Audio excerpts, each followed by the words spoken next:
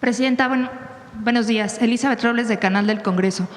Consultarle cuáles fueron estos criterios para determinar que efectivamente se tenía que hacer este cambio constitucional, independientemente pues que son la cantidad de cargos.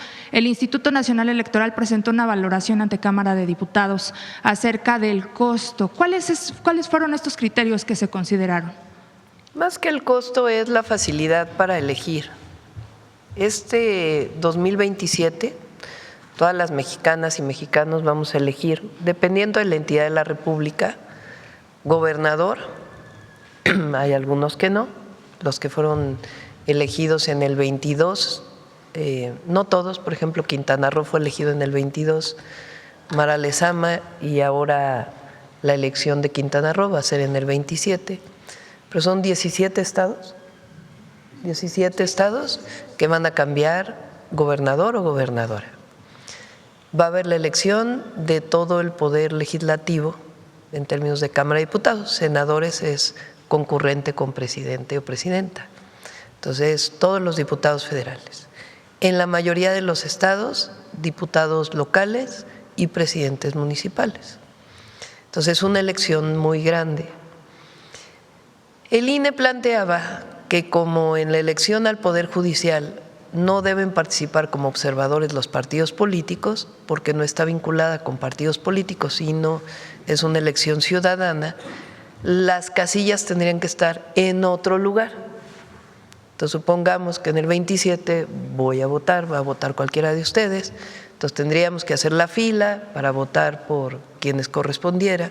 Aquí en la Ciudad de México pues sería diputado federal, alcaldes y diputados locales.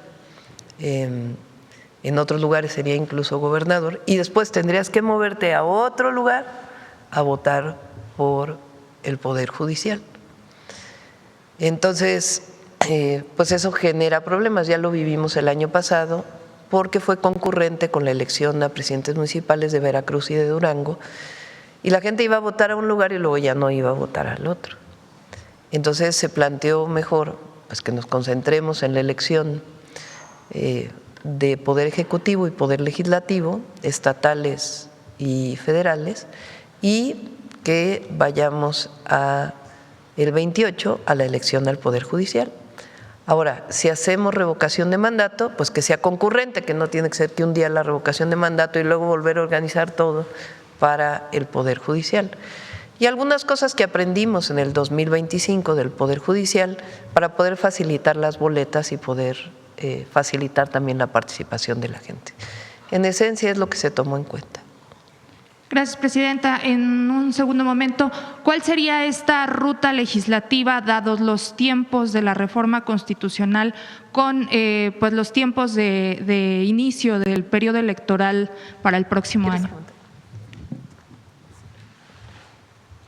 Bueno, nosotros enviaremos la propuesta y la idea es que ya el Congreso de la Unión pueda tomar la decisión de llevar a cabo un periodo extraordinario para poder mandar, digamos, primero que se evalúe en comisiones y luego ya que pueda ser aprobado en pleno y que esta reforma pueda ser aprobada a más tardar en los primeros días del mes de junio.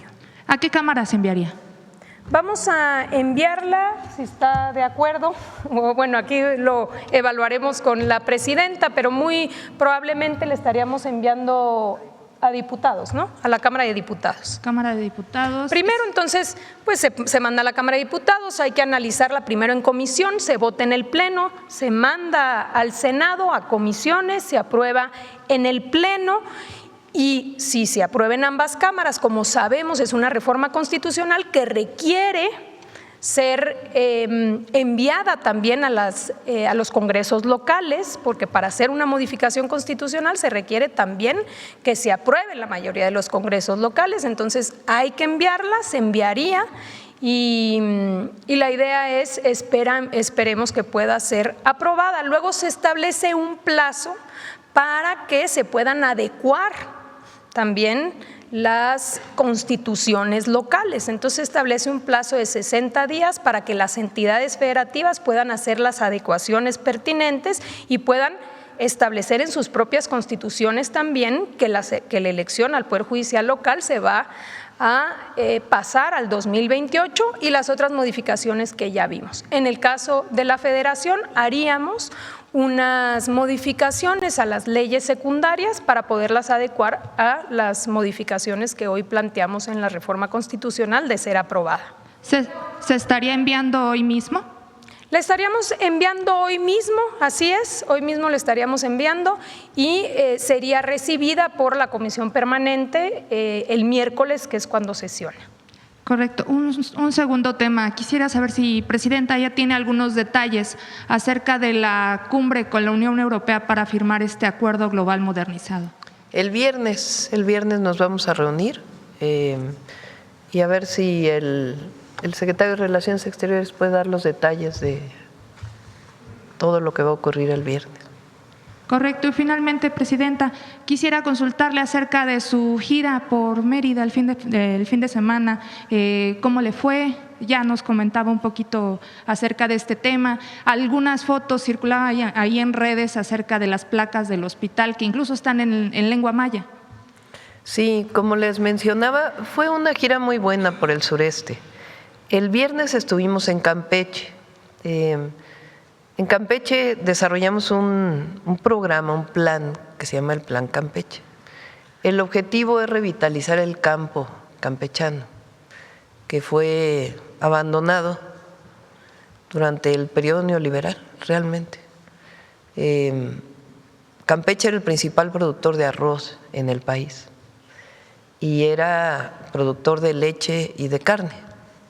Eso fue en la época de los 70s principalmente, afectando un poco la selva, pero en aquella época se promovió que hubiera producción de carne y leche en el sur-sureste del país, porque ahí hay agua. Entonces se hicieron muchos agostaderos. Después, con la entrada del Tratado de Libre Comercio y la importación, se vino abajo mucha de esta producción y particularmente en Campeche pues disminuyó muchísimo la producción agropecuaria. Ahora estamos recuperando la producción de leche en Campeche. Son 877 productores a los que se les dio equipamiento y capacitación. La leche se vendía en 7 pesos el litro, ahora le estamos comprando en 11.50. Esta leche se pasteuriza en una nueva planta de pasteurización de leche para el bienestar y esta leche se destina a 7.5 millones de mexicanas y mexicanos que compran leche de 4 a 6 pesos dependiendo de la zona del país. Lo que era la antigua liconza hoy está ampliándose. Hoy tenemos 7.5 millones de beneficiarios. Cuando llegamos había alrededor de 6 millones de beneficiarios. Entonces, ¿qué se tiene que hacer? Aumentar la producción de leche, distribuirla y además se distribuye en las tiendas del bienestar. Es una manera de ayudar a las niñas y los niños del país a que tengan leche de buena calidad y al mismo tiempo ayudar a los productores.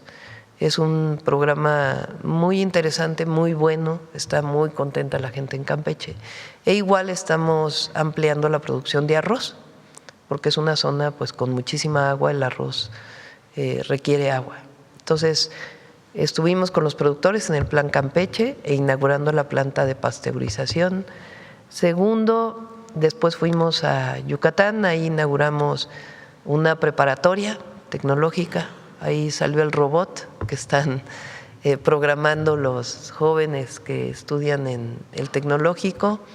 Después una Universidad Rosario Castellanos, también para alrededor de 2,000 jóvenes, y el Hospital Naval de 30 camas, había un hospital naval de 9 camas, todos los marinos y la Armada de México se atienden ahí, que viven en el sureste. Se amplió ese hospital y el hospital antiguo se le dio al ISSSTE, y después la inauguración fuimos al Tren Maya de carga, una sede que va a tener en Progreso. La idea es que llegue la mercancía a través del puerto y se distribuya en la península de Yucatán, en todos los estados, a partir del tren, que va a estar listo a finales de este año una buena parte, y otra parte a principios del 27. Hay un avance como del 50% del Tren Maya de carga. Y después fuimos al puerto, que también se está ampliando, y al otro día al hospital Orán, que es realmente impresionante, y es esta visión, es el proyecto de nación que representamos, porque hay que decirlo siempre, durante el periodo neoliberal se abandonó por completo lo público, se quiso privatizar todo. Fueron más de 700 instituciones del pueblo de México, nacionales, que fueron privatizadas, entregadas a nacionales y extranjeros. No se nos puede olvidar eso. Lo que construyó el pueblo de México con su esfuerzo en el periodo neoliberal fue entregado a privados. ¿Qué pasó en ese periodo? De una familia que aparecía en la lista de Forbes como multimillonaria, cuando terminó el periodo de Salinas de Gortari había 24 familias multimillonarias en México. ¿Quiénes eran esas 24 familias? A las que se les dio, supuestamente las compraron, pero realmente fue a precios irrisorios, a las que se les dieron las empresas del pueblo de México, a privados, esos se convirtieron en multimillonarios. Esa entrega, ese saqueo ocurrió en el periodo neoliberal.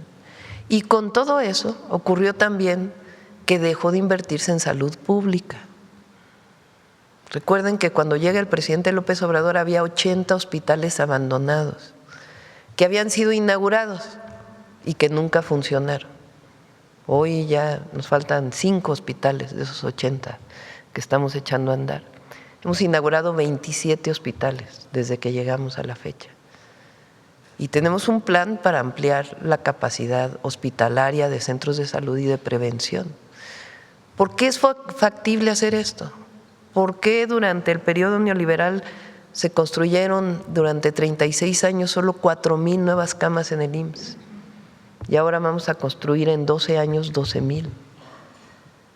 ¿Por qué se puede hacer esto? Porque cambió el modelo económico, porque regresamos a la visión de que el acceso a la salud, el acceso a la educación es un derecho y que el Estado tiene un papel que desempeñar.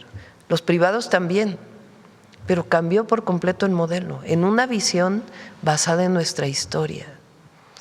Si olvidamos eso, si el pueblo de México olvida eso, tenemos la posibilidad de regresar al pasado neoliberal, que no es más que el pasado del porfiriato. Eso es lo que ocurrió en México.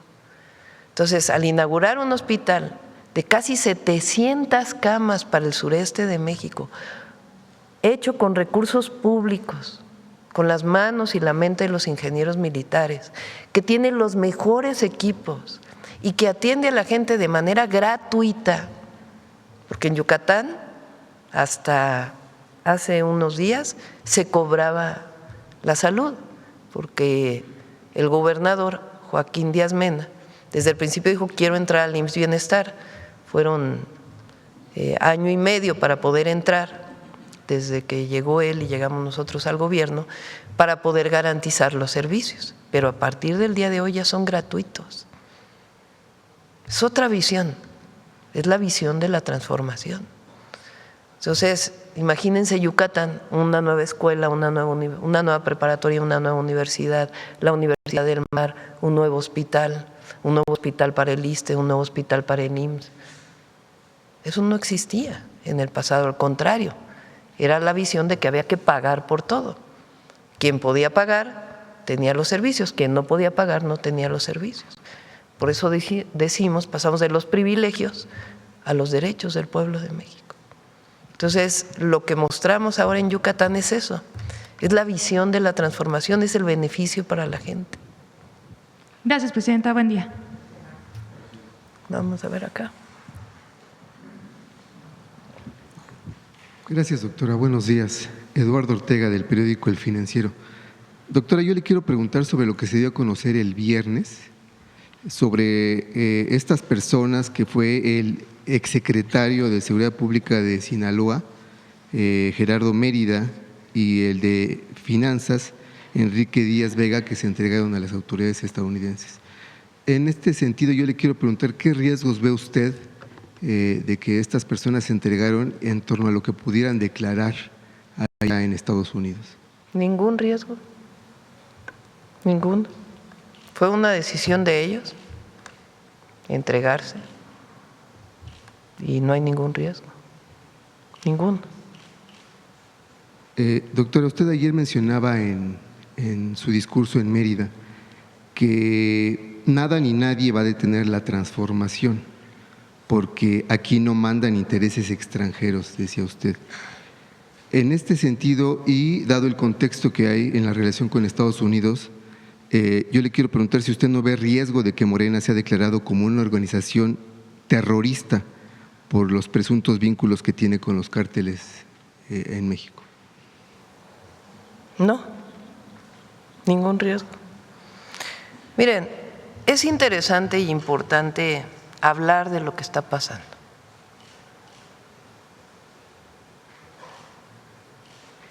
Y decirlo muy claramente. ¿Qué cambió en México en el 2018? Llegó un gobierno que impulsó un nuevo modelo económico. Un gobierno que no gobierna con los intereses económicos, bueno, que gobernamos para todos, pero que gobierna para el pueblo de México. Fueron 36 años de gobiernos vinculados con los grandes intereses económicos de México y del exterior. ¿Quiénes son los que ahora escriben de manera muy mentirosa, por cierto, de que hay narcogobierno, de que hay narcopartido? ¿Quiénes son? Las plumas del viejo régimen. Así de sencillo. Riva Palacio, director de Notimex de Salinas de Gortari. Todos. Aquí puedo, los intelectuales que fueron cooptados por Salinas de Gortari cuando llegó al gobierno y que después vivieron al amparo del poder público. Esos que hablaban maravillas de García Luna, esos que estaban pegados a García Luna, esos que nunca cuestionaron que el pueblo de México no tuviera aumento de salario, esos que nunca cuestionaron a Calderón. Todas esas plumas de todos los medios de comunicación,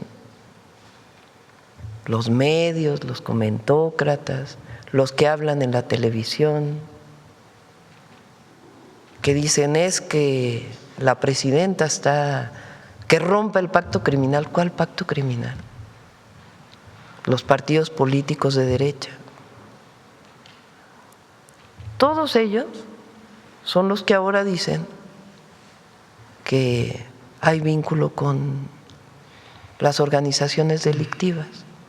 Fíjense las mentiras que han llegado a decir. Que en el periodo del presidente López Obrador no hubo detenciones. Hoy le pregunté al general secretario, ¿cuántas detenciones de cuántos líderes de grupos delictivos hubo en el sexenio pasado relevantes? 39 de distintos grupos delictivos.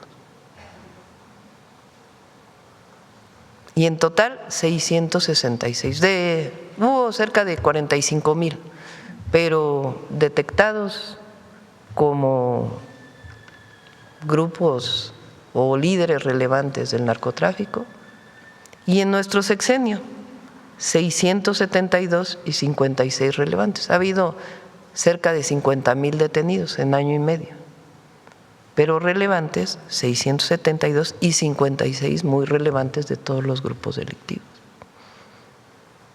Entonces, ¿de dónde viene toda esta campaña?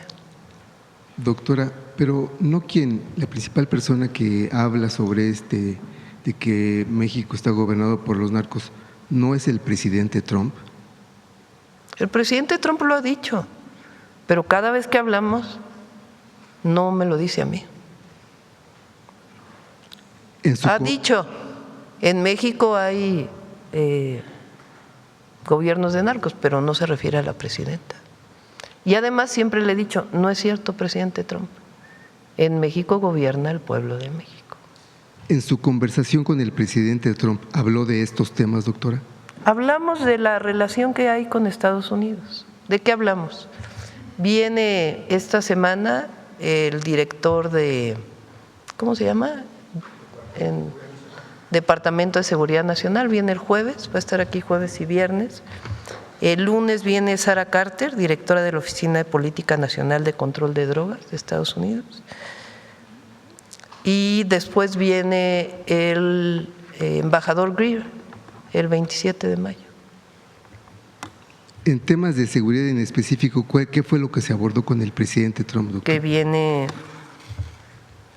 el secretario del Departamento de Seguridad Nacional de Estados Unidos el jueves para seguir en colaboración y coordinación, y Sara Carter. Sara Carter es quien dirigió el documento que presentamos aquí, que presentó Luisa y Roberto, de la visión de la prevención. Entonces nos interesa mucho hablar con ella, porque ¿cuál es la mejor manera en que Estados Unidos tiene para apoyar a México? ¿Cuál es la mejor manera? Disminuyendo el consumo, evitando que entren armas a México. Es la mejor manera que Estados Unidos tiene, y combatiendo a los cárteles que operan en Estados Unidos. Porque como lo he dicho, ¿quién distribuye la droga en Estados Unidos? ¿Quién vende la droga en Estados Unidos? Entonces, si Estados Unidos quiere ayudar a México para disminuir la violencia en México, lo mejor que puede hacer es atender la prevención, la salud pública. Afortunadamente hoy lo reconocen en un documento. ¿Qué otra cosa puede hacer? Disminuir la entrada de armas de Estados Unidos a México para no fortalecer a los grupos delictivos. ¿Qué otra cosa puede hacer? Combatir el lavado de dinero en Estados Unidos, porque cuando se vende la droga en Estados Unidos, ¿dónde queda ese dinero? Entonces, por eso decimos coordinación, y cada uno opera en su territorio. Información, claro que sí, pero cada quien opera, doctora, en su territorio. Entonces, ¿por qué digo que no hay riesgo? Ninguno. Porque como lo he dicho hasta ahora, si hay pruebas, que la Fiscalía actúe. Nosotros no tenemos nada, absolutamente nada que esconder, y no hacemos ningún pacto de ningún tipo, ni con criminales, ni de cuello blanco, ni criminales comunes, ni criminales de la delincuencia organizada. ¿Por qué hemos podido disminuir en 40% los homicidios? Pues porque estamos actuando todos los días. Entonces, ahora son todos estos que estuvieron de acuerdo con la guerra contra el narco, que estuvieron de acuerdo con la intervención de Estados Unidos en México, porque hay que decirlo así, En la época de Calderón, las agencias de Estados Unidos operaban en territorio con la Marina y principalmente con la Marina, en una visión, además, de eliminar a cualquier persona fuera del marco constitucional. Esa era la participación. Estados Unidos quiere que vuelva a ser igual y que hemos dicho, no puede ser igual. ¿Por qué? Pues porque nosotros somos un país libre, independiente y soberano. Y nos pueden ayudar. La mejor forma que nos ayuden es atendiendo lo que tienen que atender en Estados Unidos.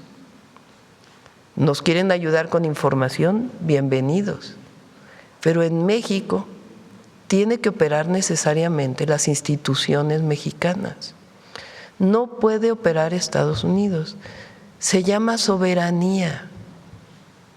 Y no podemos olvidar los mexicanos lo que ha costado la soberanía y la independencia de México. Esta idea de que operando el ejército estadounidense en México nos va a ayudar no es correcta. Nos pueden ayudar con información, nos pueden ayudar pero sobre todo ayúdenos allá. Eviten que entren armas a México. Disminuyan el consumo. Porque aquí quien tiene que operar son las instituciones de la ley en México. No podemos olvidar de ninguna manera que somos un país independiente y soberano. Me recuerda esta idea que tienen algunos de la oposición de cuando Lázaro Cárdenas expropió el petróleo, que las empresas petroleras internacionales decían, es que México no va a poder porque no tiene buenos ingenieros. Tenemos que ayudarles, tenemos que ir allá, el petróleo tiene que ser de las empresas extranjeras. Y Pemex salió adelante. Es lo mismo ahora con la seguridad. Requerimos, ¿qué apoyo necesitamos? Atiendan el consumo de droga allá, atiendan la entrada de armas de Estados Unidos a México.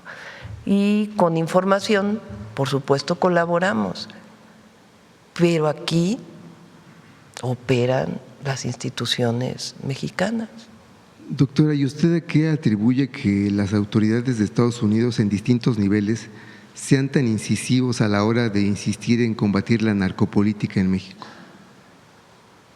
Bueno, es parte también de su narrativa. Fíjense, ayer salió un artículo en New York Times y el ejemplo, por cierto, de la misma reportera que hizo el reportaje del fentanilo que se cocinaba, que aquí se demostró por la Secretaría de Marina que era imposible lo que se decía en ese reportaje.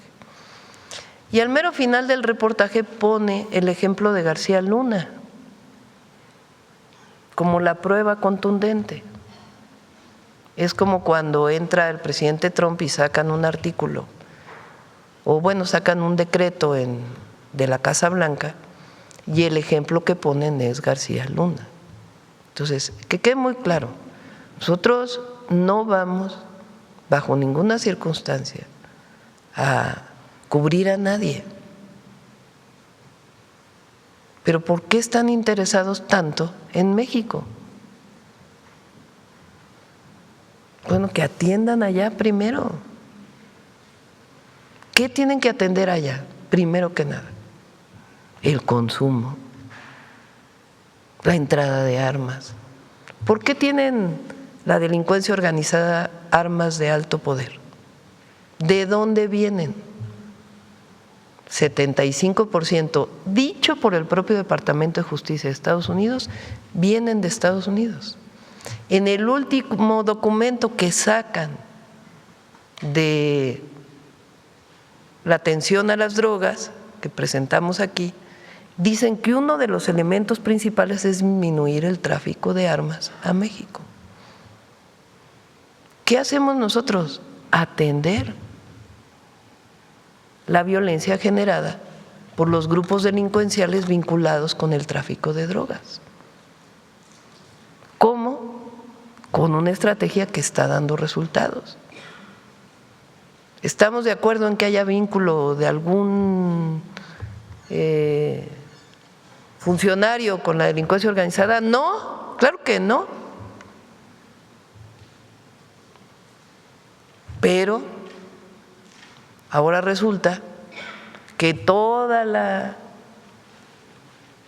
comentocracia, todos los medios de comunicación dicen que la presidenta entregue a los 10, bueno, que haga la Fiscalía su investigación. Porque no se nos puede olvidar nunca que primero que nada es la soberanía.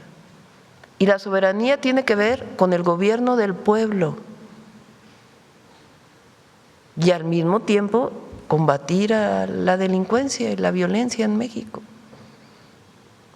Pero tiene que quedar muy claro los límites de la intervención. Siempre. Claro. Finalmente, doctora, quiero preguntarle si nada más, ¿cuál sería la razón por la que la UIF congeló las cuentas del gobernador? Van a sacar, les pregunté, van a sacar un comunicado en un rato, les pedí que lo sacaran. Plantea que es de una manera preventiva, ahí se va a explicar en el documento. Dado que hay una orden de aprehensión en Estados Unidos contra 10 personas, los bancos de aquí, como tienen relación con los bancos de allá, toman una serie de medidas y de manera automática, preventivamente lo hace la UIF. No es que la UIF esté investigando al gobernador. Ahí lo va a explicar en el documento, cómo son mecanismos automáticos que se dan en cualquiera de los casos. Gracias, doctora. Sí. Vamos aquí.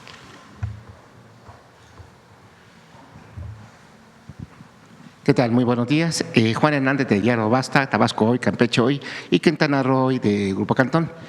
Referente al tema, ustedes habían mencionado pues precisamente todos los elementos para hacer esta, que la elección se realice en el 2028. ¿Qué otros elementos también tomaron en cuenta? Por ejemplo, estábamos hablando de los costos. ¿Cuánto se habló de abatir costos precisamente para evitar esta doble función? ¿Está doble? O sea, doble elección, o sea, que ya no tuvieran que instalar otras más mamparas o más personal o más… De todas maneras hay un costo que tiene que ver con el desarrollo de la elección.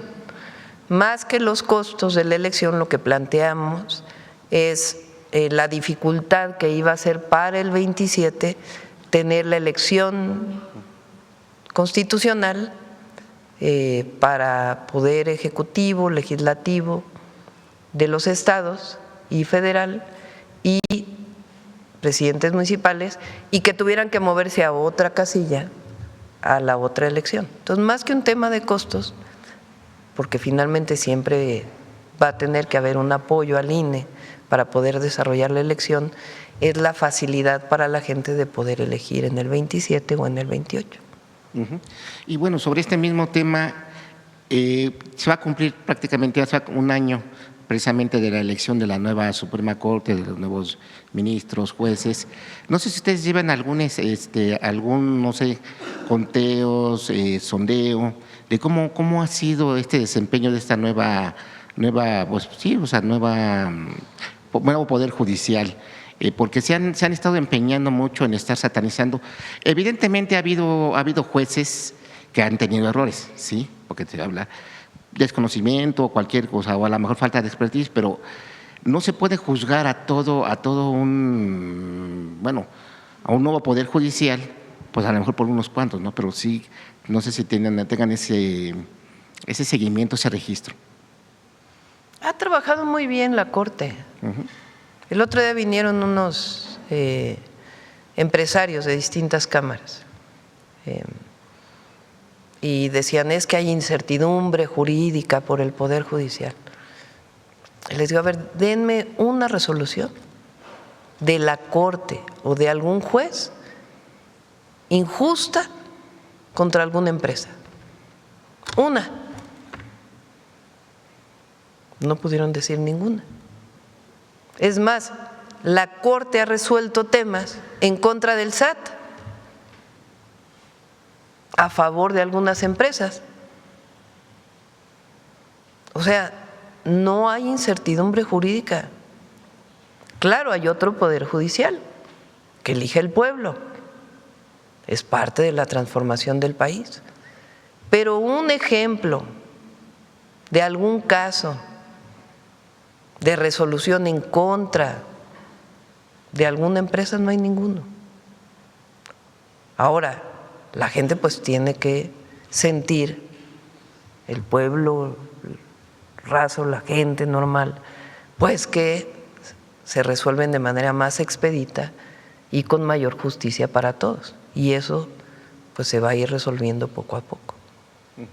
Perfecto. Pasando a otro tema, se da a conocer que confirma el rey de España que va a venir a México, o bueno, es lo que se Sí, va a Monterrey, a Guadalajara.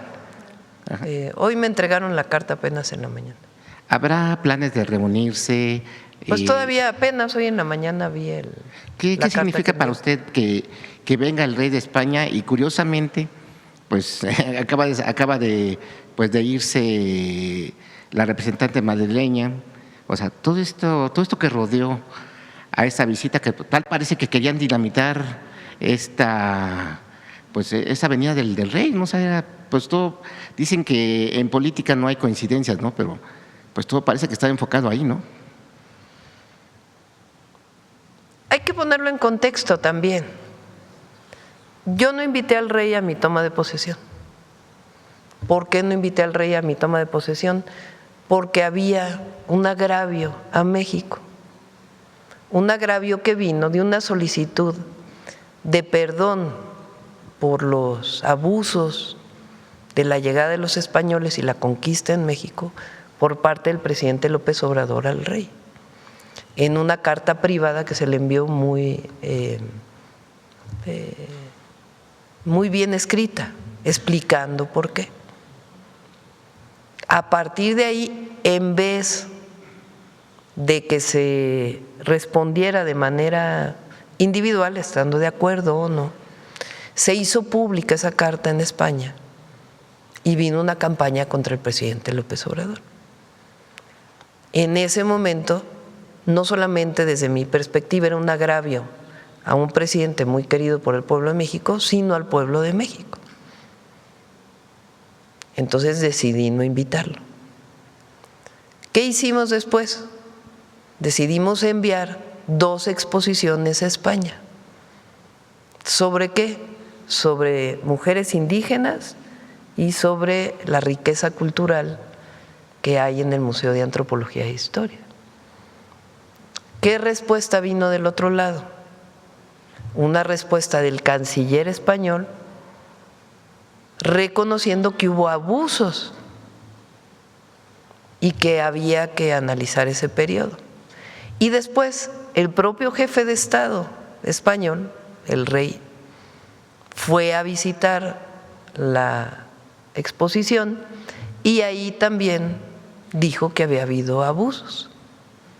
Bueno, es un momento completamente distinto. A partir de ahí decido ir a Barcelona y hablar de la riqueza cultural de México a la reunión que me invitaron sobre democracia en el mundo. Y ahí viene después el canciller y ahora el rey de España plantea venir a un partido en donde va a jugar la selección española. Entonces es un momento distinto. Tiene que seguir, porque para nosotros es un asunto de dignidad, de reconocimiento de la grandeza cultural de México, de reconocer que los valores de las y los mexicanos vienen de ahí, de reconocer a las grandes civilizaciones y a los pueblos indígenas de hoy. De eso se trata el reconocimiento de las civilizaciones, de la grandeza cultural de México y lo que fue el periodo de la llegada de los españoles. Y nosotros vamos a seguir insistiendo en eso. Y de parte de España, con excepción de algunos que todavía siguen reivindicando a Hernán Cortés allá y acá, que lo que más vergüenza dan son los de acá, la verdad.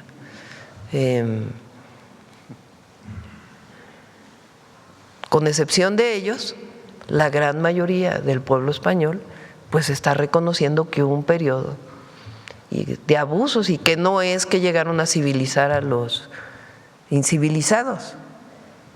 Entonces, eso lo vamos a seguir difundiendo y es parte del humanismo mexicano y es parte de por qué hoy el pueblo de México está empoderado, reconociendo su dignidad y su historia y el legado de grandeza.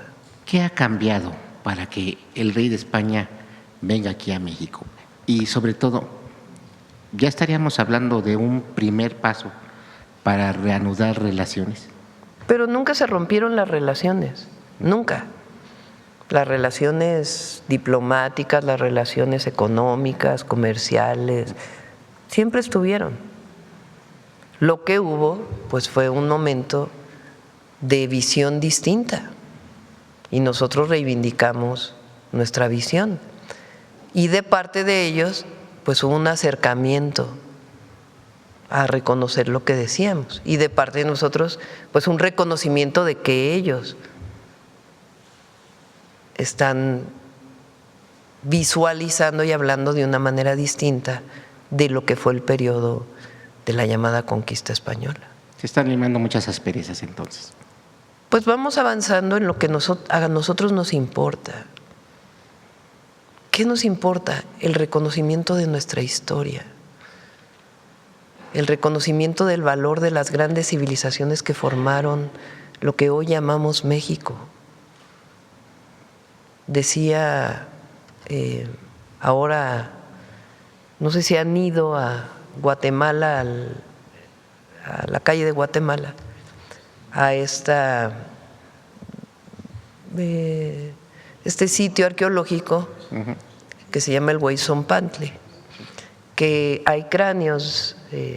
¿Por qué? Porque los mexicas tenían una visión muy distinta de la visión posterior, católica, cristiana, de la muerte. Todos los pueblos previos a la llegada de los españoles tenían una visión muy distinta de la vida y de la muerte. ¿Por qué nosotros festejamos el Día de Muertos como lo festejamos? ¿Por qué las familias mexicanas van a hacer fiesta el 1 y 2 de noviembre a los panteones? Porque tenemos una visión muy distinta de la muerte, muy distinta. La película esta Coco que hizo una de las grandes productoras se volvió muy famosa, entre otras cosas porque permitió que se conociera esta visión muy distinta que tiene el pueblo de México entre la vida y la muerte, con sus cambios evidentemente, después de pues la incorporación de la religión católica y otras religiones en nuestro país, pero sigue habiendo una visión completamente distinta de la vida y la muerte. Aquí podemos traer a antropólogos que puedan hablar de ello, sería muy bueno, ahí te lo encargo, José Alfonso, para esta visión. Entonces, ¿cómo desde allá se puede decir que eran incivilizados y porque hay esta pirámide? Que todo lo contrario, lo que muestra pues es una visión distinta, es un reconocimiento de las culturas previas que hoy siguen siendo los valores del pueblo de México. Y como lo digo, no importa si cualquiera de los que estamos aquí viene de un pueblo indígena. No, el que se hace mexicano hoy, el que adquiere la nacionalidad mexicana hoy, aunque haya nacido en otro país, tiene una responsabilidad histórica y es reconocer nuestra cultura, nuestra grandeza cultural, de dónde venimos, de dónde vienen las grandes civilizaciones, la riqueza cultural de la gloriosa historia de México desde la independencia hasta nuestras fechas. ¿Por qué es tan importante? Porque el pueblo de México, después de 300 años de ser colonia de España, toma la decisión de independizarse. Toma la decisión de independizarse. Y a partir de ahí se construye una historia nacional. Hay potencias que siempre han querido invadir a México. Siempre. Vean nada más la historia de la batalla del 5 de mayo. Es es algo extraordinario. Zaragoza con indígenas de Puebla y un ejército que apenas tenía armas, vence al ejército más poderoso de la tierra. ¿De qué habla? De la convicción de un pueblo que quiere ser independiente y soberano, de los terribles sucesos de cuando se llevaron la mitad del territorio, que por cierto se ganaron batallas, entonces. Y después, cuando en 1914 quiere invadir nuevamente Estados Unidos a México y se posta en Veracruz, y Carranza y Villa y Zapata, los tres grandes dirigentes de entonces, de los tres ejércitos, no están de acuerdo. Y supuestamente, pues todavía estaba Victoriano Huerta en el poder después del golpe de Estado. ¿Y quiénes defienden el territorio? Los veracruzanos con la Marina. Son actos heroicos. ¿Por qué quisieron borrar a los niños héroes de Chapultepec? Porque durante el periodo neoliberal quisieron borrar a los niños héroes. Es más, los borraron de los libros de texto. Borraron muchas cosas de identidad. ¿Por mexicana. qué? Pues porque no querían que hubiera una identidad nacional de niños de 13 años dispuestos a defender a su patria, cadetes del colegio militar. Por eso es tan importante hoy entender lo que estamos viviendo. Y por eso es tan importante hoy tener la soberanía como faro de luz. ¿Hasta dónde quieren intervenir? Por eso digo, ¿quieren ayudar a Estados Unidos a resolver los problemas de México? Muy bien, bajen el consumo de drogas. Lo primero. Lo segundo, la disminución de armas. Y además, un esquema de coordinación, de colaboración, sin intervencionismo, sin injerencismo. Entonces, eso es muy importante. Esta visión de, fíjense nada más, durante el periodo de Calderón, en la guerra contra el narco, y dicen, ¿por qué sigue mencionando la presidenta la guerra de Calderón? Pues porque hay jóvenes que nacieron en el 2006 y que tenían 6 años en el 2012. Y hay que explicarle a los jóvenes lo que ocurrió en aquella época. Calderón le abrió las puertas a las agencias de Estados Unidos para que operaran en México. Imagínense el caso de que Calderón acepta con Obama la operación Rápido y Furioso, que entraran armas de Estados Unidos a México con un chip y después le quitan todos los chips y esas armas las utilizan para matar los propios cárteles de la droga. ¿Y qué pasó con eso? No sabemos. Y podemos poner otros casos. Por eso no se nos puede olvidar por qué surge la transformación. La transformación surge porque el pueblo de México está harto de 36 años de abandono y 36 años de entreguismo. La transformación surge en defensa de la soberanía, de la independencia y del bienestar del pueblo de México. Que hay una acusación contra un funcionario en México y hay pruebas y todo, se procede. Pero si algo tiene nuestro gobierno es la defensa de la soberanía, de la independencia, y nadie nos puede acusar, nadie, absolutamente nadie, de que no hayamos actuado en contra de los grupos delictivos. Nadie. Porque hemos detenido 50,000 personas, pero además se han enviado 92 de todos los grupos a Estados Unidos. Y además se ha actuado contra todos los grupos delictivos, cosa que no ocurrió en el periodo de Calderón. En el periodo de Calderón hicieron acuerdo con un grupo delictivo. Todos los que critican ahora, ¿por qué no recuerdan el acuerdo que hizo Calderón con un grupo delictivo? No se les olvide, porque ahora quieren poner el caso de uno de los hijos del Chapo, que en un primer operativo se tuvo que liberar para salvar vidas y que después lo detuvieron y lo enviaron a Estados Unidos. La segunda parte se les olvida. Eso no lo dicen. Todos los comentócratas, todo. ¿No? Ayer en el New York Times,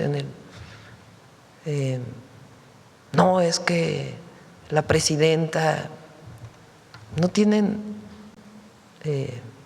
nosotros actuamos, tenemos autoridad moral y política, por eso tenemos el apoyo popular que tenemos. Y actuamos para pacificar el país, actuamos con la ley para poder detener a los delincuentes, fortaleciendo una estrategia de seguridad. Pero al mismo tiempo atendemos a la gente, Y ahora todos estos que se beneficiaron durante el periodo neoliberal, todos, medios de comunicación, comentócratas, amigos de García Luna, todos esos ahora son los que vienen a criticarnos a nosotros. Entonces, no tenemos ningún temor de nada. Tenemos los pies bien puestos en la tierra y ni nos vamos a marear con lo que dicen los medios de comunicación, ni con lo que nos diga Estados Unidos, porque tenemos muy claro por qué llegamos al gobierno y vamos a seguir avanzando. ¿Con quién? Con el pueblo, defendiendo la soberanía y atendiendo todo lo que tenemos que atender. Me voy a ir de frontera a frontera, dicen algunos. Primero, con lo que es en Yucatán, que somos medio del sureste, usted lo dijo precisamente justo en su gira. Los recursos públicos regresan al pueblo convertidos en hospitales, becas, pensiones, medicamentos, escuelas y bienestar. Tan solo este fin de semana inauguramos una preparatoria pública, un instituto, una nueva universidad y el mejor hospital de México para el estado de Yucatán. Porque lo digo claro, lo digo muy claro, cuando no hay corrupción, el dinero alcanza y damos resultados porque gobernar significa servir. Esa es la primera frontera. Tal cual, eso es la transformación. Eso es. Y me voy a la segunda frontera, allá en Chihuahua. ¿Cómo vio usted esta manifestación que se dio, pero también todo lo que la rodeó a esta manifestación? Hasta hay señalamientos de grupos de choque enviados presuntamente desde el gobierno de Chihuahua para evitar que la gente se manifestara. Curiosamente cierran carreteras, utilizan elementos de seguridad pública para evitar que se dé todo eso, ¿no? Hay agresiones a periodistas que van a cubrir, se exacerbaron los ánimos ahí. ¿Usted qué opina de todo esto que rodeó esta manifestación? Bueno, es parte de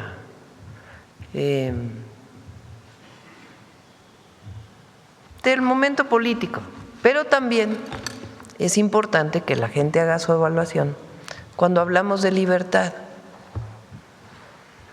Nosotros no detenemos a nadie que sea un dirigente social que se manifiesta. hay total libertad de manifestación, de reunión, de expresión, total y absoluta. Entonces es muy importante que haya en todos lados. No sé por qué pusieron carteles ahí en Chihuahua para evitar una manifestación. Esto es libertad, es un llamado a todos los gobernadores, gobernadoras, a la libertad de expresión, de reunión, de manifestación. A todos y a todas. Muchas gracias. Perdón, ¿quién recibiría al rey de Chihuahua? Perdón, al rey de España. Ya me hicimos memes. Perdón, al rey de España. ¿Quién lo recibiría? ¿Quién recibiría a quién, perdón? Al rey de España.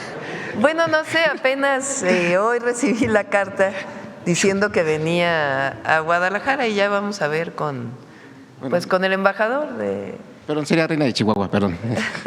de México en España. ¿Perdón? No creo. No voy a ir a ningún partido.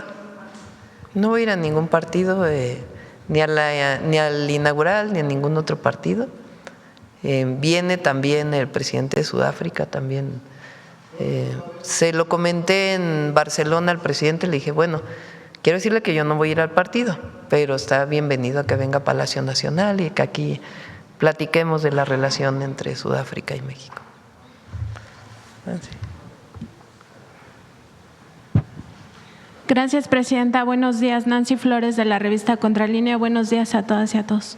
Presidenta, en este contexto de estas entregas, tanto del exsecretario de Seguridad Pública de Sinaloa, Gerardo Mérida, y también el exsecretario de Administración y Finanzas de Sinaloa, Enrique Díaz, pues preguntarle, porque usted hacía varias reflexiones que son importantes. Primero, pues sí, esta andanada mediática, ¿no? Que ya está muy estudiada, lo estudió en su momento Ryszard Kapuscinski, también lo ha estudiado Ignacio Ramonet y por supuesto lo ha estudiado Noam Chomsky, de cómo los medios mercantilizan la información y al convertirla en mercancía se sujeta a las leyes del mercado. Y no solo es una, digamos, debilidad periodística o una violación a la ética profesional del periodismo cuando se difunden mentiras, son violaciones a derechos humanos. En primer lugar, se viola el derecho humano del pueblo a la información. En segundo lugar, se violan otros derechos, en este caso en específico, el derecho humano a la democracia que tiene nuestro pueblo a elegir la forma de su gobierno, la forma del gobierno que le conviene o que así pues busca que se generen estos cambios y estas transformaciones. Incluso hay un artículo del Código de Ética Internacional Periodística de la UNESCO, el artículo 8, donde señala que el verdadero periodista debe de estar comprometido con la democracia, con la justicia, con la sociedad y también con las transformaciones de sus pueblos. Eso lo señala el Código de Ética y todos los periodistas deberían de leerlo y sobre todo de entenderlo. En la época de Felipe Calderón, usted lo recordaba, este vínculo directo con el cártel de Sinaloa que tuvo Genaro García Luna, pero también hay que recordar que en 2011, cuando estaba lo peor de esa guerra contra el narcotráfico, pues Felipe Calderón pactó con los medios de comunicación, estas mismas corporaciones que ahora señalan que Morena es un narcopartido y que lo deberían de estigmatizar como un grupo que apoya el terrorismo a nivel global, pues esos mismos medios firmaron el silencio para no hablar de esa guerra y de ese contubernio entre el gobierno federal y el cártel de Sinaloa. Además, usted ha dicho también que se defenderá la soberanía y a mí me gustaría preguntarle de esto, de la defensa de la soberanía en un momento tan particular como el que estamos viviendo, porque justo se percibe una presión del gobierno estadounidense hacia México, hacia nuestro país, que afectaría, pues en sus términos, un derecho humano que es nuestro derecho a la democracia y también que podría de alguna manera impactar la relación, si no sería momento quizá de replantear esa relación con el gobierno estadounidense, pues porque busca agarrar como piñata a nuestro país con apoyo de estos medios de comunicación. Y mencionaba usted también el caso de algunos comentócratas, particularmente de Raimundo Riva Palacio.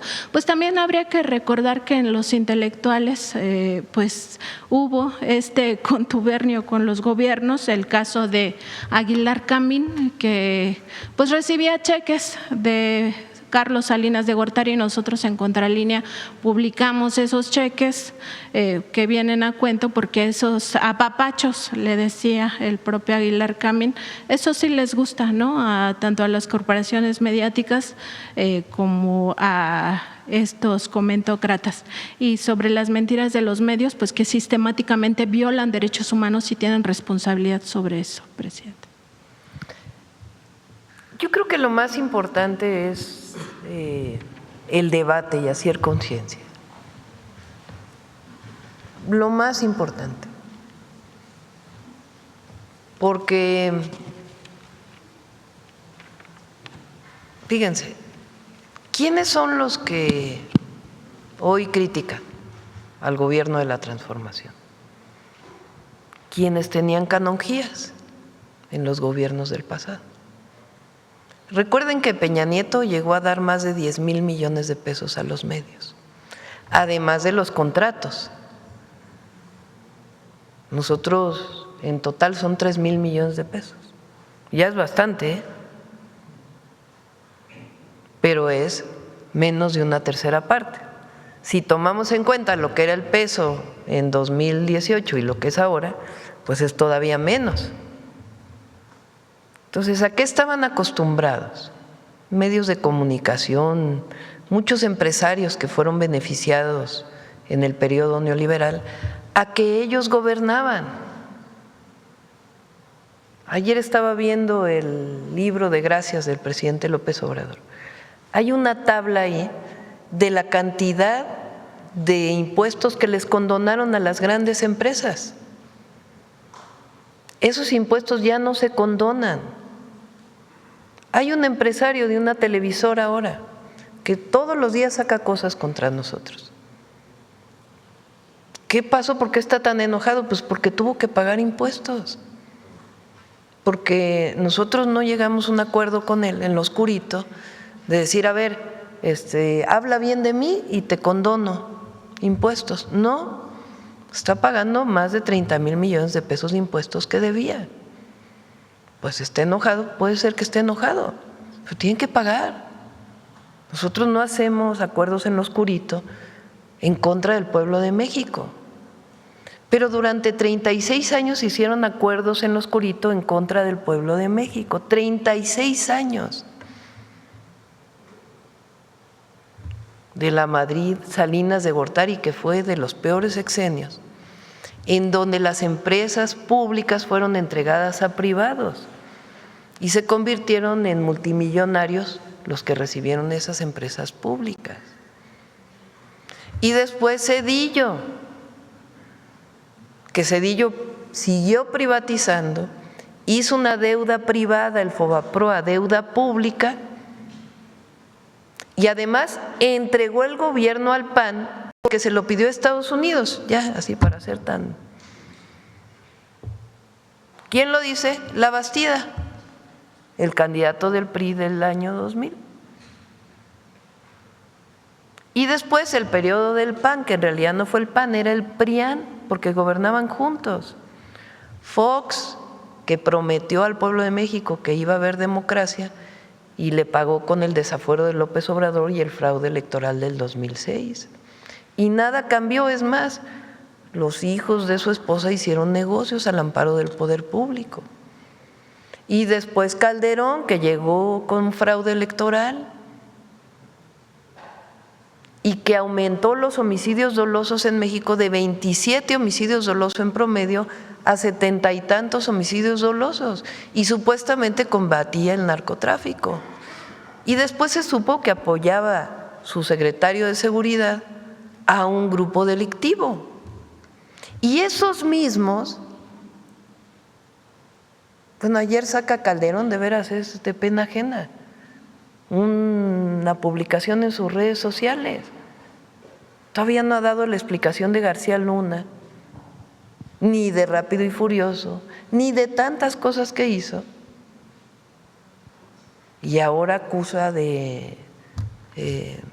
al gobierno de México. Y luego Peña y todas las corruptelas que vinieron después. Entonces, a partir del 2018 cambia el gobierno y se dice, se separa el poder político del poder económico y no hay vínculo con ningún grupo criminal, y si alguien lo tiene, que sea sancionado, si hay pruebas. Pero ¿qué es lo que ocurre en México a partir del 2018 con los gobiernos de la transformación? Se recupera la soberanía, la independencia. Y aquí quien cuenta es el pueblo. ¿Por qué el pueblo de México lo entiende? Pues porque vive mejor, porque el recurso público se destina a la gente, porque se hacen más hospitales, porque se hacen más escuelas, porque se hacen carreteras, porque se hacen trenes, porque se hacen aeropuertos, y porque 1 billón de pesos que antes quién sabe dónde quedaban, ni se cobraban los impuestos y se iban a los bolsillos de unos cuantos, se le regresan al pueblo en programas de bienestar. Más de 500,000 millones de pesos se están destinando a 14 millones de adultos mayores. Y tenemos una visión sustentada en nuestra historia, no lo copiamos de ningún lugar. ¿De dónde? De la riqueza cultural. Y desde Hidalgo hasta Lázaro Cárdenas. Y todos los luchadores sociales que han luchado por un México independiente. Eso es lo que no le gusta a la derecha internacional y a algunos sectores de Estados Unidos, algunos sectores. ¿Qué es lo que no les gusta? Un país independiente, un país soberano, un país que crea en su pueblo, un país que no sigue los dictados internacionales, un país que trabaja todos los días por el bienestar de la gente, un país que se relaciona con los países del mundo, pero con una visión propia, un país que tiene dignidad, un país que habla con los otros como iguales, una presidenta que no baja la cabeza. ¿Por qué? Porque represento al pueblo de México y su dignidad. Eso es lo que a la derecha no le gusta. ¿Qué quisieran? Que estuviéramos subordinados. ¿A quiénes? A los poderes económicos y al poder mediático y al poder de los grandes capitales internacionales. No. ¿Queremos inversión privada? Sí.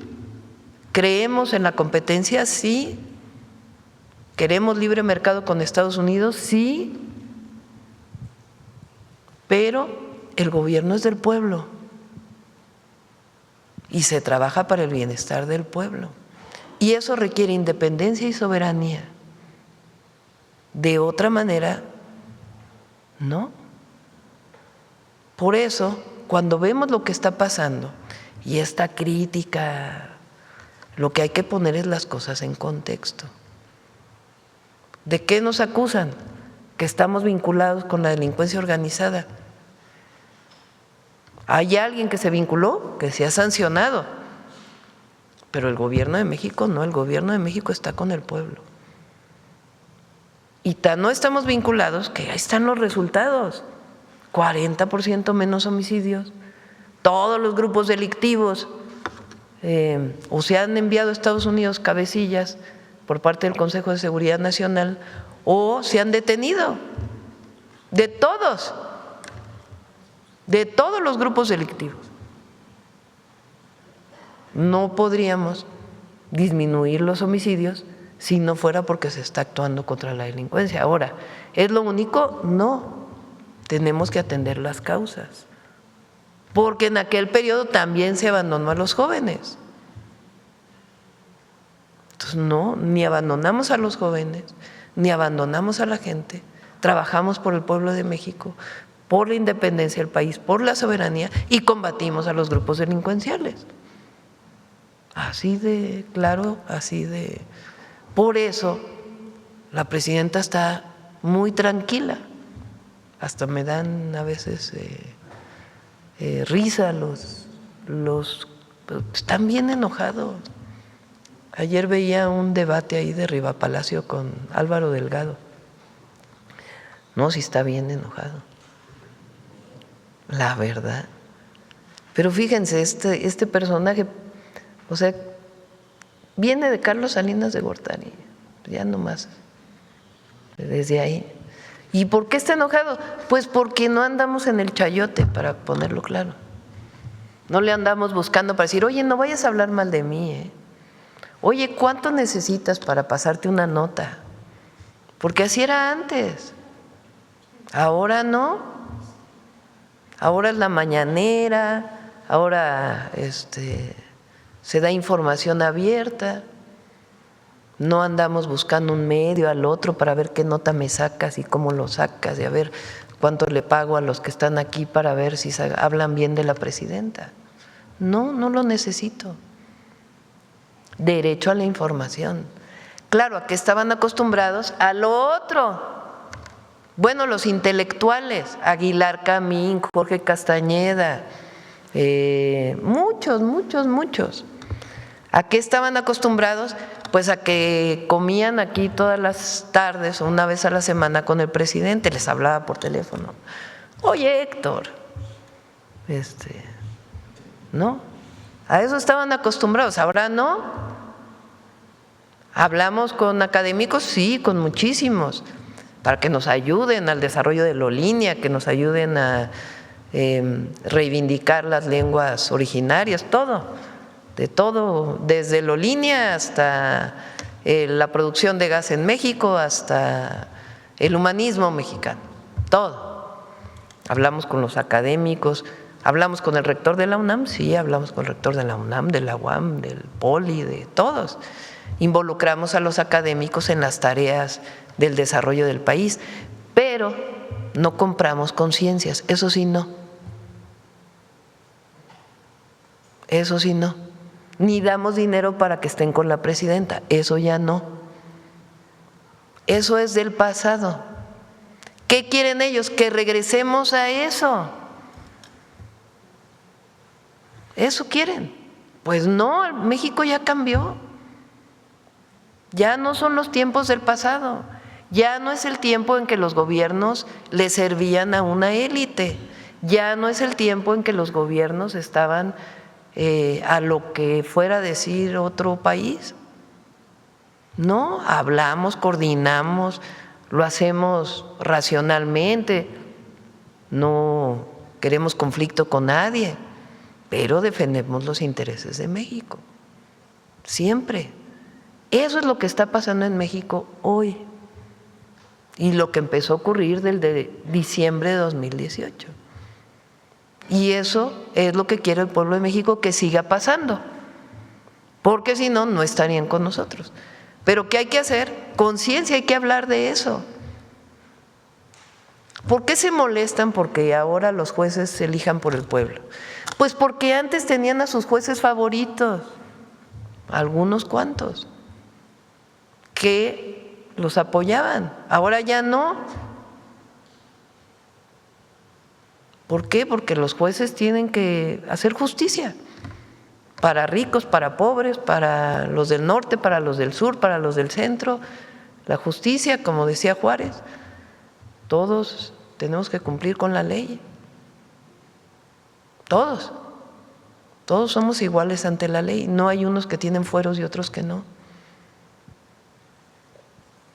Y presidenta, también uno pensaría que su enojo de estas corporaciones mediáticas mediáticas, pues solo tiene que ver con el recorte del 70% al gasto publicitario, pero no, también está el tema que ya nos recordaba de cómo se les condonaban impuestos, y adicionalmente hay que recordar que varias de estas corporaciones mediáticas tienen otras empresas que estaban acostumbradas a estos cochupos en negocios, en hospitales, en carreteras, en cárceles que se habían privatizado, e incluso en el aeropuerto de Texcoco, ahí tenían también sus intereses oligárquicos metidos. Y sobre el entreguismo que se vivió, sobre todo en el sexenio de Felipe Calderón, hay que recordar, en la revista Contralínea publicamos el proyecto, este proyecto que se llamó México 2030, proyecto de gran visión, que en realidad era un proyecto para entregar a nuestro país a los intereses no solo de la oligarquía, sino también estadounidenses.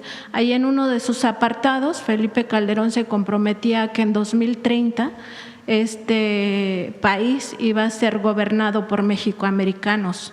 Eso ocurrió pues en su sexenio, esa es la vía que iba a seguir el PAN en el gobierno. En otro tema, Presidenta, pues nos llegaron denuncias de trabajadores pensionados de Petróleos Mexicanos que están pues advirtiendo un recorte en sus pensiones, ganan menos de 70,000 pesos, nos mostraron sus recibos de los últimos meses, de los últimos 3 meses, donde se demuestra que no ganan más de 70,000 pesos y también se les aplicaron recortes. Preguntarles si le han informado al respecto y si se va a revisar. Sí, esta estamos situación. haciendo una valoración, me han visto en las giras que hemos tenido. Recuerden que hicimos un cambio constitucional que establece que una pensión no puede ser mayor de la mitad del salario de la presidenta.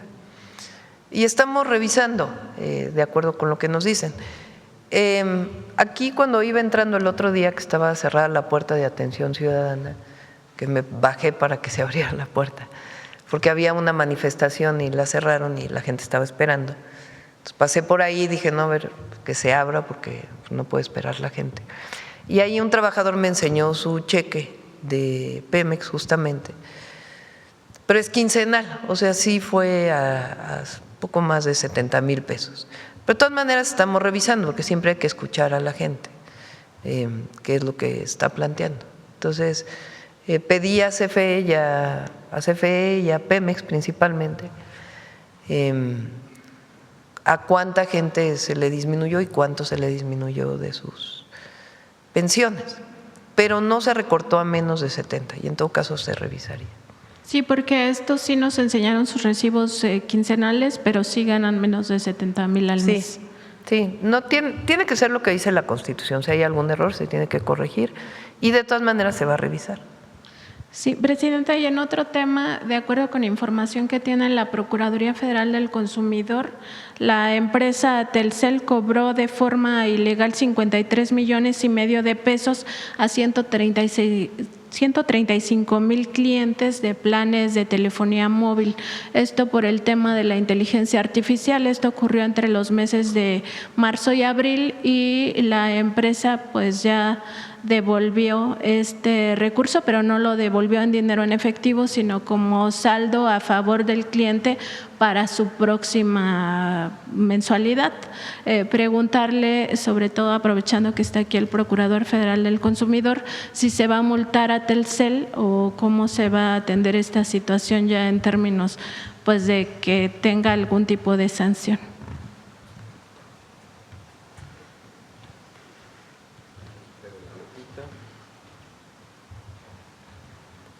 Sí, como se le dio en la tarjeta informativa la semana pasada, lo que hicimos fue revisar, aquí está, había varios temas, ¿no? Uno era lo del depósito en garantía, que ya quedó modificado el contrato de adhesión el 3 de junio de 2025. Quienes estaban en planes anteriores recibimos 104 quejas sobre este depósito y hasta la fecha se han conciliado el 95% de ellas. El tema del servicio de inteligencia artificial por 395 pesos y que no se hizo de conocimiento, fue aplicado de manera errónea a 135,602 personas y se han estado devolviendo por procedimiento, ni siquiera por inicio de queja, el 1 de abril, el 10 de abril y el 4 de mayo. Por este tema solamente tenemos 22 quejas. ¿Qué sigue ahorita? A partir de… La ley establece que puede haber, por varios conceptos, hasta un 20% de retribución a las personas consumidoras. Entonces, lo que vamos a revisar ahorita es, ya que se terminen de conciliar estas quejas y que estemos en ceros y revisar en monitoreos que no se esté aplicando este cobro por la inteligencia artificial, hacer el análisis de todas las quejas y determinar si este proveedor podría ser acreedor a algún tipo de sanción. Pero como todavía estamos en el procedimiento, hasta que finalice, ya se hará ese análisis. Muchas gracias. Gracias, presidenta. Y nada más, pues decir que los Pumas ganaron ayer y pasaron. Va a la final los Pumas. Gracias. Va, aquí. Gracias, presidenta. Rapidísimo nada más, la CENTE anunció ayer en una conferencia de prensa virtual que van a iniciar un paro nacional, una huelga, a partir del 1 de junio. Y también anunciaron que se van a llevar a cabo manifestaciones para bloquear, sobre todo en la Ciudad de México, los encuentros de fútbol del Mundial de Fútbol. ¿Hay algún ya acercamiento con ellos? Sí. ¿Se abrirá alguna mesa de negociación? ¿Qué se propondrá por parte del gobierno para evitar la huelga y además evitar también el tema de los bloqueos? Bueno, son algunos maestros, no son todos los maestros, eso primero. Y hay mesas de trabajo con Secretaría de Gobernación y Secretaría de Educación Pública. Se va a atender. ¿Los bloqueos, presidenta, no le preocupan al gobierno que eventualmente sí se bloquee el acceso? Pues hay a los que partidos de fútbol? respetar las libertades y al mismo tiempo que se desarrolle el Mundial. O sea, pues es la tarea de todo gobierno. Entonces, vamos a trabajar bien, como siempre lo hemos hecho. Ese día, el 1 de junio, comenzarán su protesta con una manifestación desde el Ángel al Zócalo. Afirman que van a llegar al Zócalo de la Ciudad de México. Ya hemos visto que se están preparando pues, todas las estructuras para el FanFest. ¿Se les va a permitir el ingreso al Zócalo, presidente? Tiene que haber diálogo. Vamos a dialogar con ellos a través de Secretaría de Gobernación y de la Secretaría de Educación Pública. Ok. En otro tema, publicamos hoy en Excelsior, hay 49 escuelas que están conviviendo literalmente al lado de refinerías. En todas ellas se tienen lecturas de contaminantes que ponen en peligro la vida de los pobladores, sobre todo de los niños que viven ahí. ¿Habrá algún plan? Ya habíamos hablado en Dos Bocas, la reubicación de algunas escuelas. De una escuela en particular. De una escuela. Ajá. ¿Hay la posibilidad de poder contemplar la reubicación? Pues hay que hacer las 49 mediciones. escuelas? Por ejemplo, ahora se terminó un estudio muy importante para la zona metropolitana de Monterrey, de la UNAM. Quien lo coordinó fue el centro se llama ahora Instituto de Ciencias de la Atmósfera y Cambio Climático. Coordinó un estudio de la contaminación atmosférica de la zona metropolitana de Monterrey. Lo entregaron la semana pasada. Y ahí se hace un análisis de cuáles son las fuentes de contaminación y propuestas de qué es lo que hay que hacer. Y al igual que ahí, en otros lugares, pues se hace lo mismo. Depende de la refinería, no es lo mismo para cualquiera. Tienen que hacerse las mediciones, ver si hay alguna situación de riesgo y de ser el caso se reubica. Gracias. Y por último, ya nos comentó el tema del rey de España, se va a ver el protocolo que se llevaría a cabo. Al resto de los líderes que van a venir durante los días de la competencia, ¿los va a recibir aquí? ¿Se están haciendo ya acuerdos para que vengan los presidentes Está haciendo acá? Gabriela Cuevas una revisión y junto con Secretaría de Relaciones Exteriores, quien en algunos casos van a enviar representantes, en otros casos van a venir ellos. Estamos viendo cuándo llegarían para ver cómo los recibimos aquí en Palacio. Seguramente van a llegar muchos a la inauguración. ¿Habrá algún evento de usted con ellos? Yo sé que no va al estadio. Es lo que estamos viendo. La FIFA tiene planteado un evento nos pidieron rentado, porque se renta el área de afuera del castillo de Chapultepec. Me invitaron a asistir, no sé si vaya a asistir o no, la verdad, pero buscaremos pues si vienen jefes de Estado que se sientan bien recibidos en México y que tengan pues todo el apoyo por parte del gobierno para que puedan asistir a los partidos y también, si lo desean y nosotros, poder aprovechar para poder hablar con muchos de ellos. Muchas gracias, presidente. Sí. Mahahual, qué bueno que preguntan porque ha habido… Le pedí a Alicia Bárcena que revisara bien el proyecto. Es un proyecto de una empresa, ¿no? Royal Caribbean creo que se llama, que tiene planteado hacer en el sur de Quintana Roo. Ha habido muchas protestas y muchas personas que están en contra. Es pues una especie de centro vacacional o un parque acuático. Le pedí a Alicia que revisaran muy bien.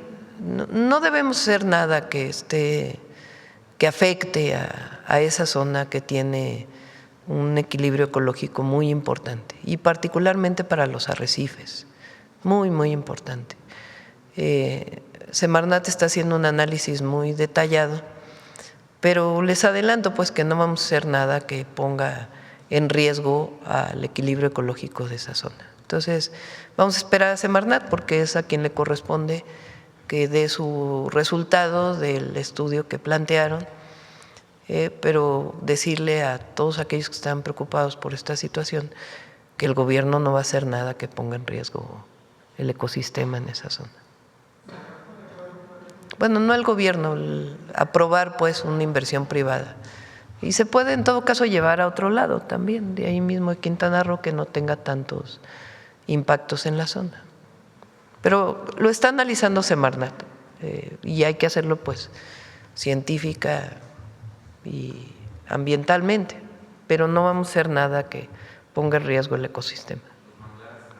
Los manglares y el arrecife, que es muy importante en esa zona. Bueno, vamos de este lado. Ya son 9:23 y es retarde. Vámonos. Gracias, presidenta. Buenos días. Karina Vargas, de Reporte Índigo. Sobre el tema que se presentó de solicitarse la revocación de mandato para el año 2028, ¿esto implicaría que su imagen aparecería en la boleta electoral? Ya vamos a ver eso después. Ya. ¿Eso se definirá después? La revocación de mandato, como está en la Constitución, tiene que solicitarse por firmas. Yo me comprometí a hacer revocación de mandato, pero bueno, ya después podemos hablar de eso. Muy bien. Y una precisión sobre la llamada que sostuvo con el presidente Donald Trump. ¿Hablaron de los temas que involucran a la gobernadora de Chihuahua y al gobernador con licencia? No, hablamos de mantener la coordinación con respecto a nuestras soberanías en la seguridad y hablamos también de los temas comerciales. Entonces, es muy importante que sepan que el jueves viene el secretario de Seguridad de Estados Unidos. El lunes de la próxima semana viene Sarah Carter, que es la responsable para todo el tema de las drogas de Estados Unidos. Y el 27 viene el responsable de la negociación del tratado aquí a México. Entonces, son 3 visitas muy importantes. ¿Los 3 se reunirán con usted, presidente? Sí, los voy a recibir personalmente. Y saber si la Secretaría de Relaciones Exteriores ya recibió las pruebas solicitadas sobre los 10 mexicanos requeridos. No. ¿Ha habido alguna respuesta? No. Muy Se bien. envió la Secretaría de Relaciones Exteriores y no ha habido respuesta. Gracias. Y finalmente, presidenta, ya se cumplió un mes de que Citlali Hernández salió de la Secretaría de las Mujeres. Sí, ya tengo quien, ya lo voy a nombrar esta semana. Ya se los voy ya esperen. Sobre eso, ¿qué lectura debe darse, presidenta, a la demora de la designación de esta titular? Porque Estaba yo revisando los perfiles de las compañeras, pero ha seguido trabajando la Secretaría con sus tareas. Ahí está Elvira Concheiro, está Ingrid Gómez, que las dos son muy buenas, y un equipo que está trabajando en los centros libres, en las tejedoras de la patria y el programa que seguimos con la Secretaría de las Mujeres. Cuando ha habido el cambio de un titular en las distintas secretarías, se menciona el relevo al momento de darse la noticia. En este caso, ¿por qué la demora, presidente? Pues porque estaba analizando los perfiles de las compañeras. No tiene nada en particular de por qué sí o por qué no. En el marco de su salida de la secretaría, Citlali me dijo en entrevista que ya cuando ella presentó su renuncia ya estaba definida su relevo y que no era parte de la secretaría, que iba a ser alguien externa. ¿Confirmaría esto? Ya vamos a informarlo. Bueno, gracias, presidente. Gracias. Vamos, José Alfonso. Va, humanismo mexicano.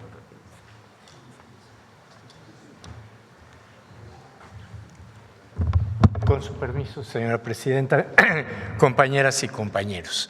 El día de hoy vamos a hablar del humanismo mexicano en la fotografía, en el fotoreportaje. Sabemos nosotros que la fotografía llega a México prácticamente con la invasión de Estados Unidos a nuestro país. Es cuando empiezan a llegar los daguerrotipos, etcétera, y empieza a afincarse en nuestra sociedad, sobre todo la aristocracia, el hecho de tomar fotografías de familias en estudio. Pero hay un cambio radical a partir de 1901, cuando se inicia el fotoreportaje. El fotoreportaje le va a permitir a la fotografía ser el vínculo de sensibilización y conocimiento de muchos de los valores que el humanismo mexicano profesa de manera puntual. Y es en ese momento en donde entran una serie de personajes importantes, como los Casasola, como los Savitia, como Eleodoro Gutiérrez, como el propio Hugo Bremen o el propio Guillermo Kahlo, que nutren los periódicos con imágenes tanto de la ciudad como del campo. La revolución va a ser el momento culminante en donde el fotoreportaje va a garantizar la transferencia de muchos de los valores de defensa de la soberanía, de los principios y de la propia soberanía nacional. Escuchaba yo, presidenta, hace un momento que usted refería a algunas batallas ganadas. Yo conocí la victoria del Carrizal en 1914 en contra de la invasión punitiva de Pershing a través de fotografías en el periódico. Una extraordinaria en donde el cabo de la O, que es el que queda al frente, está tomando prisioneros a estadounidenses que venían en contra de Villa. Veamos pues esta cápsula que hemos preparado sobre la importancia del humanismo mexicano a través de la imagen, de la fotografía y de las grandes fototecas con las que cuenta México. La invención de la fotografía en 1839 permitió reproducir la realidad y democratizar la imagen de la vida del momento e inmortalizarlo. Amplió el horizonte de la realidad y se volvió motivo de reflexión sobre su papel de la fotografía en la memoria individual y colectiva, que nos permite conocer mejor nuestra historia a partir de la mitad del siglo XIX y hasta hoy. Uno de los acervos que conserva la memoria de nuestro pasado desde hace más de 100 años se lo debemos al trabajo de Agustín Víctor Casasola, nacido en la Ciudad de México en 1874. Al iniciar el siglo XX, en 1901, sus fotoreportajes en la ciudad transmiten costumbres, diversos acontecimientos, la realidad del pueblo alejado del lujo y del acartonamiento de las élites gobernantes. En 1905 se incorporó a El Imparcial y sus fotografías comenzaron a llegar masivamente a una población que en su mayoría no sabía leer, pero entendía el mensaje de las imágenes. Gracias a su trabajo podemos asomarnos a varios momentos importantes de la historia nacional. Las fiestas del centenario de Independencia en 1910, las inauguraciones ese año de obras públicas, las conmemoraciones, los desfiles, pero también la multitud de trabajadores, campesinos, indígenas, hombres y mujeres de las infancias, personajes y oficios. Buena parte de las fotografías que conocemos de la Revolución Mexicana ha sido por las imágenes que él tomó y por otras que consiguió y conservó. Imágenes icónicas de soldaderas, adelitas, niños revolucionarios, así como de los grandes caudillos, Madero, Villa, Zapata, Carranza u Obregón. Todas ellas son de su autoría. Casasola supo entender el valor de la imagen como un ejercicio de memoria visual para la sociedad de su tiempo y como una herencia para las siguientes generaciones. Por su parte, la familia Casasola logró reunir un archivo de casi 500,000 de fotografías que están resguardadas en la Fototeca Nacional de Lina y que constituye el archivo fotográfico histórico más relevante de nuestro país, en el cual se guarda una parte muy importante de la historia del pueblo mexicano, de sus causas, realidades y episodios que nos dan identidad y sentido de nación. Gracias. Gracias.